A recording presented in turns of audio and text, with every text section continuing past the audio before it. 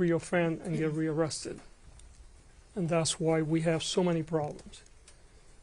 However, when you look at the case of the Menendez brothers, you see two very young people. One was 19 and the other was 21 when they committed this horrible acts. And I want to underline, they were horrible acts.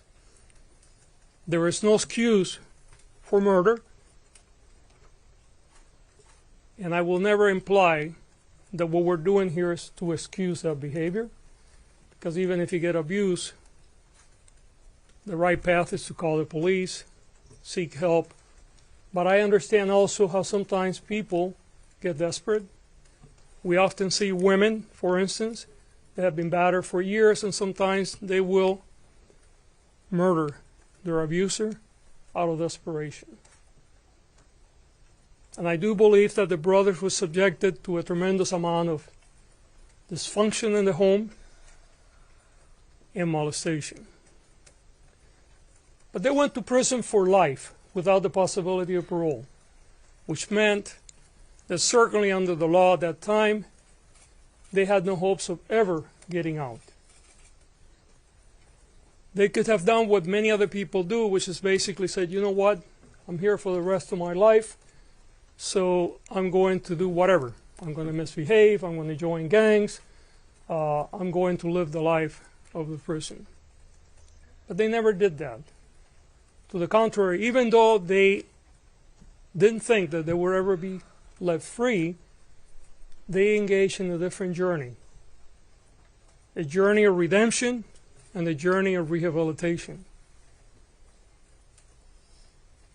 And often the people that begin their journey of rehabilitation and redemption in prison is often very internal. And what they do, and one of our lawyers pointed out this today, is usually the path is people try to further their education, do things for self-improvement, which the brothers have done, by the way. But it's more unique or less usual, I guess, when people not only do that, but they also begin to engage in ways to make life for others better. And in this case, the brothers have been doing so for a very long time, creating groups to deal with how to address untreated trauma, creating groups to deal with other inmates that have physical disabilities and may be treated differently. Even in one case, Lyle negotiating for other inmates as to the conditions that they live under during prison. And all this was done by two young people, now they're not as young, that had no hopes of ever getting out of prison. They have been in prison for nearly 35 years. I believe that they have paid their debt to society, and the system provides a vehicle for their case to be reviewed by a parole board, and if the parole concurs with my assessment, and it will be their decision, they will be released accordingly. I must underline, however, this case will be filed in court tomorrow. The final decision will be made by the judge. Court has to agree with my conclusion that they deserve to be resentenced. It is very possible that there may be members of this office that will be present in court opposing the resentencing. And they have a right to do so. And we encourage those that disagree with us to speak, and the court is the appropriate place to do it. We certainly feel we're very sure not only that the brothers have rehabilitated and that they will be safe to be reintegrated in our society, but that they have paid their dues, not only for the crimes that they committed, but because of all the other things they have done to improve the life of so many others. So, again, we will be filing for resentencing tomorrow. We're seeking that they would be sentenced to life with the possibility of parole, as opposed to life without the possibility of parole, which is they currently have. That means that they would have 50 years to life because there were 2 murders. But because of the age upon which they were convicted, under 26, under current law, that means they're eligible for youthful parole. I think there is also important to have some introspection today, because I think that often, for cultural reasons, we don't believe victims of sexual assault, whether they're women or whether they're men. We saw in our first trial, which, by the way, they were tried twice. The first trial hung, meaning the jury could not come to a conclusion, and in fact about half of the jury wanted to convict them of manslaughter, which, if that were have been the case, they would have been off prison a long time ago. And then there was a second trial, and then they were convicted of murder with special circumstances, which led to the life without the possibility of parole.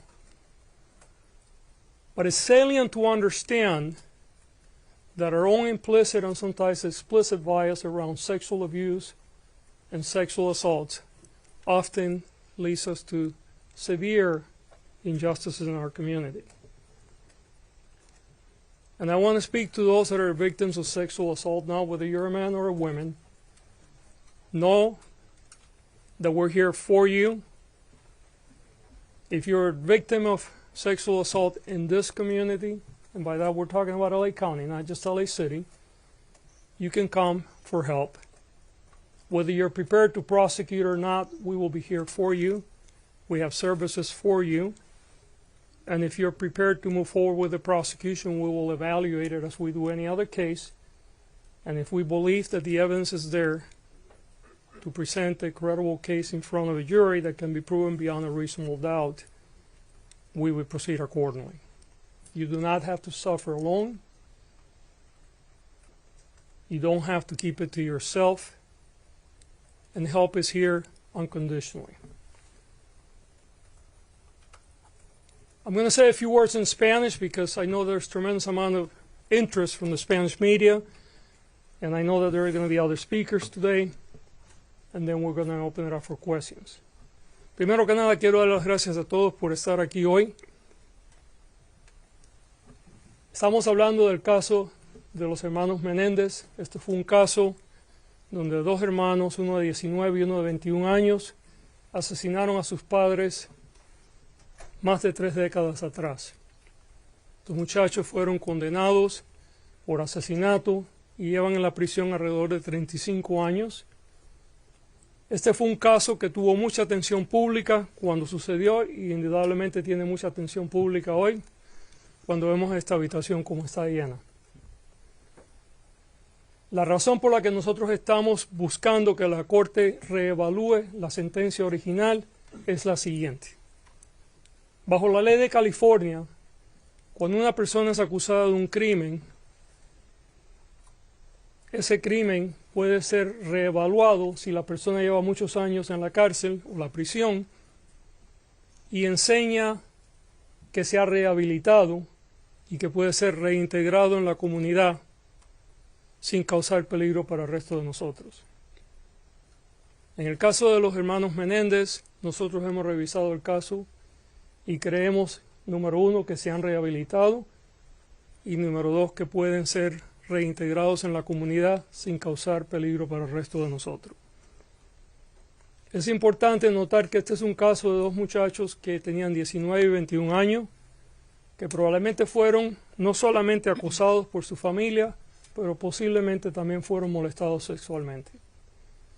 Aunque no hay excusa ninguna para los crímenes que ellos cometieron, reconocemos también que habían ciertas condiciones que pueden haber creado esta situación.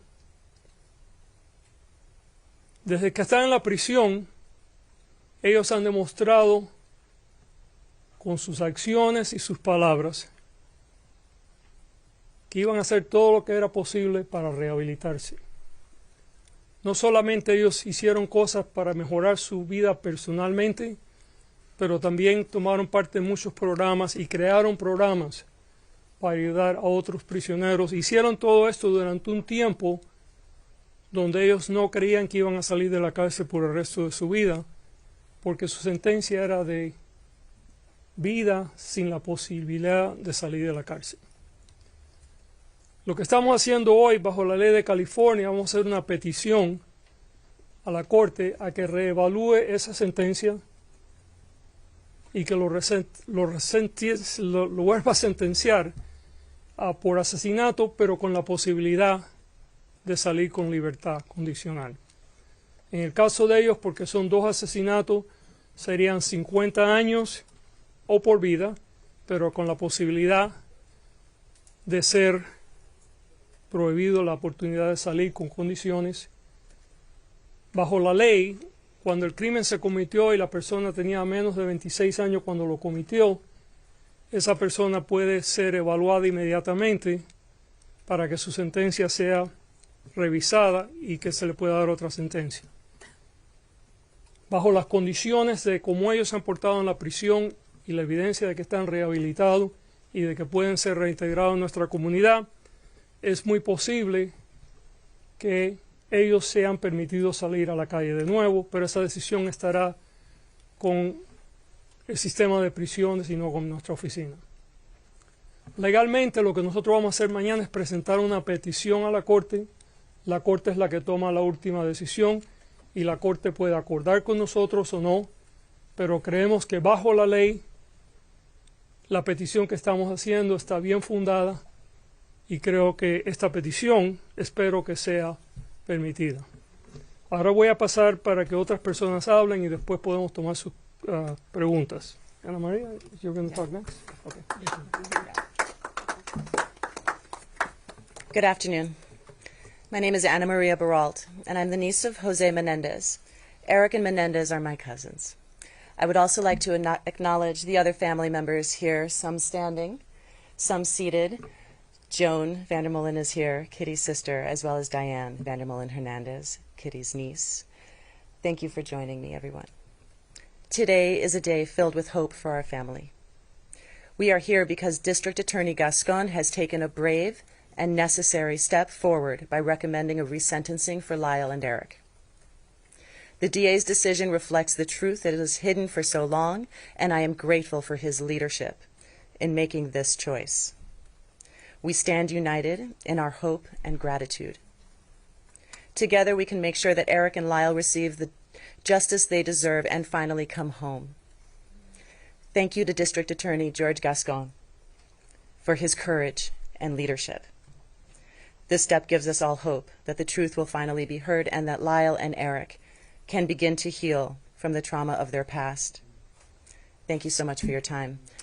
Thank you, Maria. Yeah. I believe Jose Menendez is going to say a few words. This is the niece of Kitty You're gonna Menendez, say, I'm sorry. Joan Vandermolen. Yeah. Hi, thank you for coming. We are here today because District Attorney Gascon has taken a brave and compassionate step forward by recommending resentencing for my cousins Eric and Lyle, and we wish to offer our deepest gratitude to DA Gascon. This decision is not just a legal matter. It is a recognition of the abuse my cousins endured, and we are grateful for the DA's leadership in putting justice over politics. We know this wasn't an easy decision, but is the right one. This is about truth, justice, and healing. It is time for Lyle and Eric to come home. And I ask all of you to join us in this fight for justice. We stand united in our hope and in our gratitude. Together we can make sure that Eric and Lyle receive the justice they deserve and finally come home. Thank you again to District Attorney George Gascon for his courage and leadership. This step gives us all hope that truth will finally be heard and Eric and Lyle can begin to heal from the horrors of their past. We hope this will also shed light and increase awareness and help others who have been victimized by sexual violence. Thank you all so much for being here today. We are grateful for everyone's support. Is there anyone else speaking? No, that's it. Okay. Okay, and I apologize. I'm reading notes here and I'm trying to understand all the notes. Yes, ma'am. Can you explain, so you go tomorrow, you file a case for resentencing, then what happens after? Are the brothers going to be there tomorrow, and when is the role of the parole board going to come in? Right, and you know what? I'm going to actually have the people that are handling the case walk you through all of it. The brothers will not be there tomorrow. The role of parole board comes later, but Nancy, why don't you walk everybody through? Okay. Yeah. Walk you want to do? So what we'll do is we'll file our... Say your name, ma'am, your name and your title. My name is Nancy Theberge. I'm the deputy in charge of the resentencing unit. This is Brock Lunsford, assistant head deputy of the post-conviction litigation division. So what will happen is tomorrow we will file the actual petition requesting resentencing with the legal arguments and accompanying exhibits as to why we think it's appropriate. It's just a filing. No one's going to physically be in the courtroom. From there, we'll also serve the defense with our motion and our paperwork so that they'll have their copies. And from there, we will coordinate with the defense to set up a court date with the court so that the petition can be heard. Now, whether or not that's a setting or a hearing will be decided between us and the defense and the court once everybody gets an idea of what we've filed. Then from there at the hearing, the defense can either decide to have the defendants, the Menendez brothers, physically brought into court. They can ask that the individuals appear by video or audio WebEx, a kind of a Zoom participation, which we all kind of adapted to because of COVID.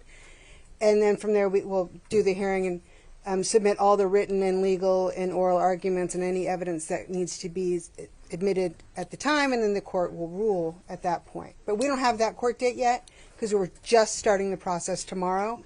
But it's our intention to have that go forward before the habeas, because if the judge grants it, that may impact the defense's decision to proceed on the habeas. So we're gonna try it just as a matter of economy of time to stack it one before the other. Now, have the brothers found out about this in real time, or were they told about this beforehand, or what was their reaction? No, this No, was... this is actually the family was only invited to come. They were not aware what the final decision was until a few minutes ago. The brothers may be actually seeing you guys on TV or social media, but no one knew other than a very small number of people in this office. And by the way, I should tell you that actually the final decision was just made about an hour ago. Right, then it goes back to the prison system, and then the parole system takes over that. That's correct. Would there be a parole or probationary period? Would they have to live in a halfway house, or simply be released if they're allowed to be released? You know, those are really completely entirely up to the parole board. Place. We'll try. What was the factor that made the final decision? You said the final decision was just made. Was it the letter? Was it the Menudo confession? What was it that put you over the top to make? No, what it was is I was evaluating the arguments that were being made within my office, both pro and against the release. DA, can I ask you? Hold on, I had it. Calls from Yeah. people that I'm, you know, you have made resentencing a cornerstone of your tenure as district attorney here in Los Angeles. There are some people who have accused you of using this very, very highly publicized, clearly case to use it for politics, given how close we are to the election. What's your response to people who have been making that claim? There's nothing political about this. We have resentenced over 300 people, including 28 for murder, and we will continue to resentence people in the future. And that's all I can tell you. But DA, question. But Yes, how sir. is your bid for Excuse me, re-election please. You're interrupting. Everyone's interrupting. I'm just No. wondering how your bid for re-election. Yes, please.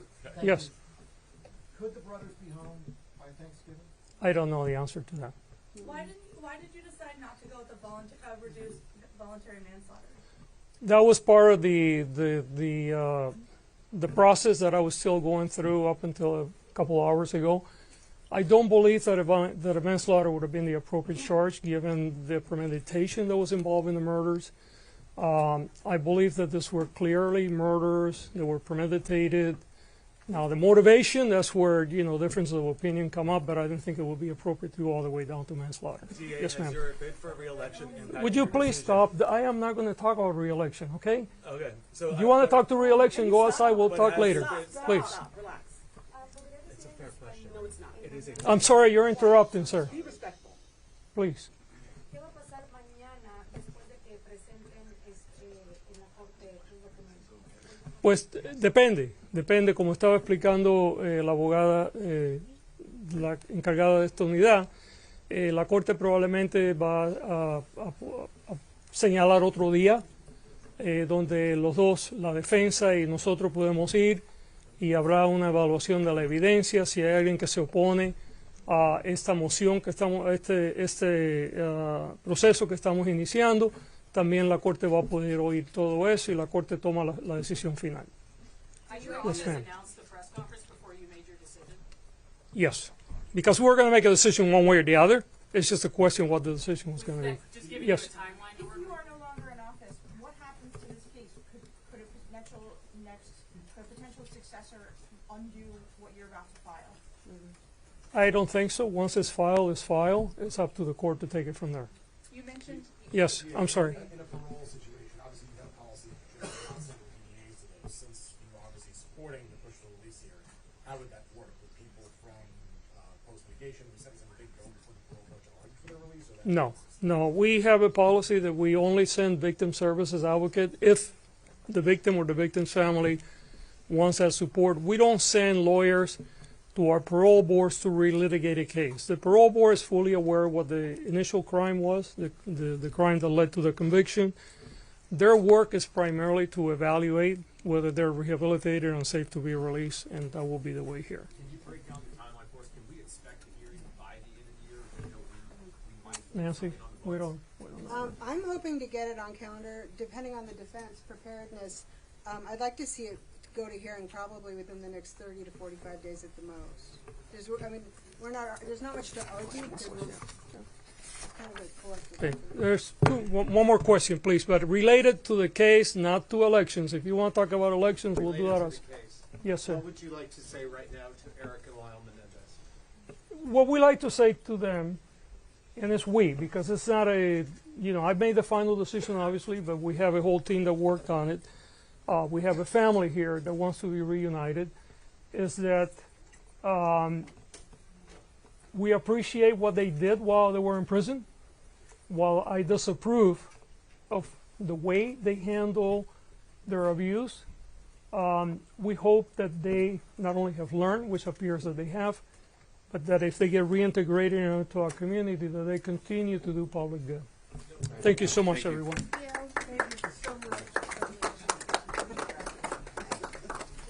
Thank you. Thank you. Thank you so much. Thank you, sir. Thank you. Thank you. Thank you so much. Thank you.